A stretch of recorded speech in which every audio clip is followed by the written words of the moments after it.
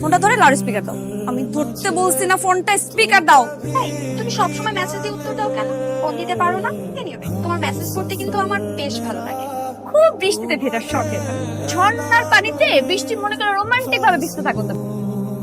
বাবা অফিসের কাজে ঢাকার বাইরে গেছে, এই জন্য তার পাঞ্জাবিটা তোমাকে দিছে পড়ার জন্য, নাহলে কি পড়তা?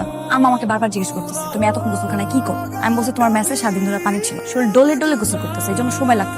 নাও মানে কফিটা খাও। আমি আসলেই সরি। সরি কেন? যার সাথে কথা বলতেছিলাম ও আমার খালাতো বোন, ছোটবেলা থেকে একসাথে বড় হয়েছি। এরকম দুষ্টা আমি সব সময় করি। ওর সাথে আমার অন্য কোনো সম্পর্ক নাই, বন্ধুত্বপূর্ণ সম্পর্ক, বিশ্বাস করো, কসম।